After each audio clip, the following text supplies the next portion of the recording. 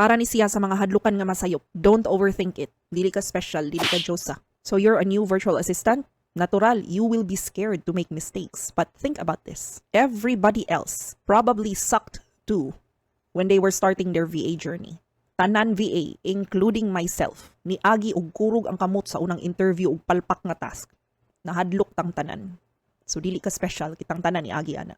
The only difference between you and the successful VAs today, sila wala ni quit after getting their 4th, 5th, or 10th rejection email. Pabagaay ni naw, patas anay ra gyud ning pasensya. Tablakon ra gyud ni siyas diskarte. And don't worry, if dili ka madawat sa imuhang first pa lang nga gi-applyan nga client, trust me, dili na nimo mahinumduman. You will be fine. Consider the bad interview experience as, practice. So go ahead, send more applications, get more interviews, and get better and better as you go. But I will tell you what you will remember. Mahinumduman nimo ang first ever client nga mosalig nimo. Pero kanang client nga mo hire nimo, di yun na nimo makitaan kung mo quit nakakaron. Dili mo mag-abot sa imuhang future client kung dili ka mo try karon. If sige lang kag talawan, if sige lang kag hadlok nga masayop. So katong mga wala pa nakasugod sa ilang VA journey, just go to my profile and look for step 1, Road to VA Life. See you there.